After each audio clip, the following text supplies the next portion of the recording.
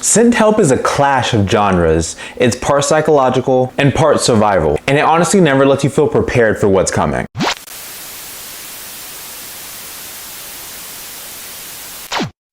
On the surface, Synth Help looks like a straightforward survival thriller movie. Isolation, limited resources, and two people just on an island trying to survive. But it doesn't take that long to realize that surviving on this island isn't the only challenge that they have. The tension comes straight from the people inside of it.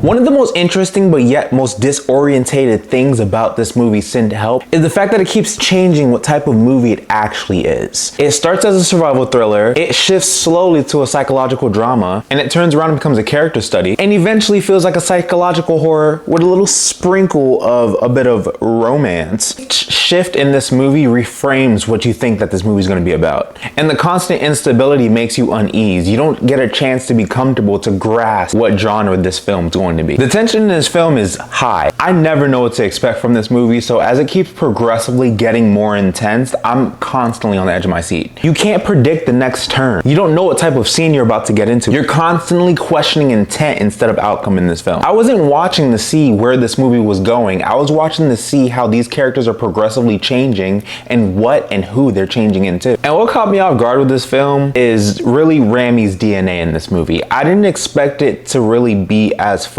No matter how dark a movie gets, he does always slip a bit of comedy in there to level it out. And for most of the time, it's usually a very high, uncomfortable level of comedy. Awkward pauses that linger for too long. There's reactions in this film that feel a bit too exaggerated. There's moments in this movie where you laugh, but at the same time, you just start to feel bad too. It's not comedy to make you feel better, it's stress comedy. That Evil Dead instinct never really leaves too. And in this movie, there's a plane crash sequence. I'm not really spoiling much because it's in the trailer. It was honestly the most intense plane crash I've seen in a film as of lately, because I am honestly afraid of flying on planes. I'm sorry, and this kind of just added more to it because it felt personal. It felt like it was attacking me for who I was. But at the same time, the way it was written in here, I'm not saying it was even bad. The way that the comedy was written in for this intense plane crash surprisingly worked. And that moment just moving forward told you that this movie is not just gonna be your typical type of psychological horror film. Do we even call it a psychological horror film? There's a lot going on in this. I'll get to that. There's a specific moment in this movie that involves a boar, which was very intense. This is how you knew this was a rated R movie. Because honestly, this film could have straight up been PG-13. But Sam Raimi's like, I made Evil Dead, I'ma turn it up a notch. And he somehow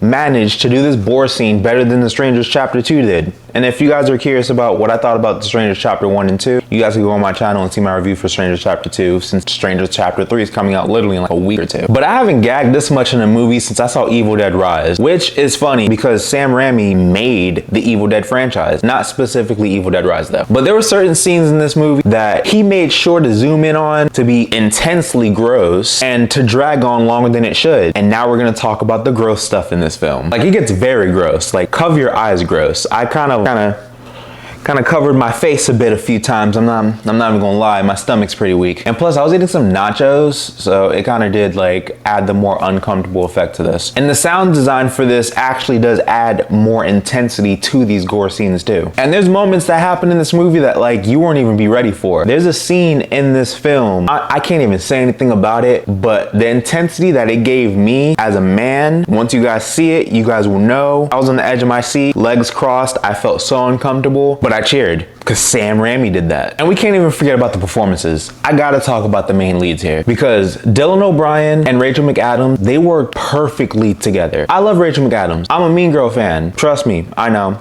I just love that movie. And in this film, you see a different version of her that I would have never expected to see. And I'm glad I saw that. And I want to see Rachel McAdams in more films like this. And with Dylan O'Brien, trust me, I expected him to go all out in this film. Because sir, you survived the Maze Runner. How are you struggling to survive on an island? But him playing the douchebag manager really did show his range. I loved him since Teen Wolf. And with having such two strong leads is why this movie survived and why it stayed afloat. Because honestly, if you didn't have two leads that can hold this film, this movie would have honestly crumbled. Because the suspense coming from both of these characters connecting together, it keeps you on the edge of your seat. And that's the type of stuff I like to see in films. And random observation, you know, Spinning back to the fact that I'm a Mean Girls fan, the opening of this film, there is a little Mean Girl Easter eggs. You guys can comment below if you guys already saw this movie and caught it. I loved it. And I'm glad to know that Sam Raimi enjoys Mean Girls too. The last 6 months has been like a year for Mean Girls cast. Because Lindsay Lohan came back in Freakier Friday, which came out last year, which I have a review for that on my channel. Amanda came back for The Housemaid. I didn't get to review that, I apologize. And now Rachel McAdams is in this movie, which did keep me entertained. Now we're just waiting for Lacey. I hope to see her in something soon. And seeing that this is the first rated R movie from Sam Raimi in 25 years, you guys know his movie Drag Me to Hell, which came out 2009. That wasn't rated R, that was PG-13. But there's a lot of elements from that which you can see in this. But seeing him go all out with this film does make me ask, what happened to Doctor Strange Multiverse of Madness? I feel like Marvel had their hands on that a little too much. If they would have let Sam Raimi go all out, that movie would have been extremely intense. But I'm glad he got to do that here. He brought in everything.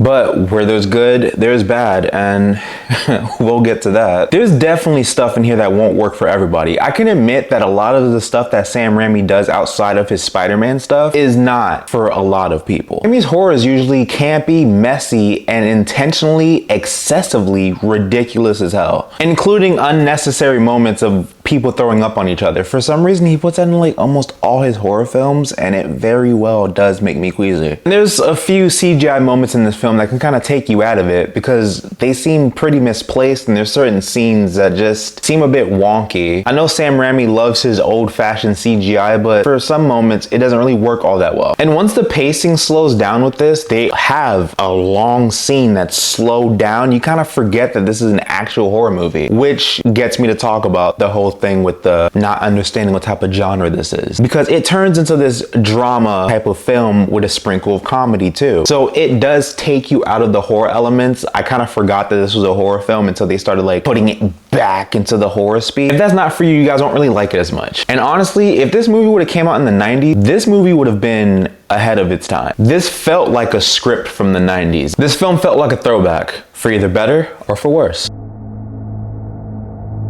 Sit and Help isn't really a movie about escaping a situation. It's about what gets revealed when comfortability, control, and certainty starts to disappear. But I had fun with it. It's insane, it's uncomfortable, and it was very well held together by the two amazing leads. But the core plot has been done before multiple times, and some of the camp in this is kind of pushed a little too much. If it's too much for you, you'll understand. So for me, Sit and Help, I give this a entertainment.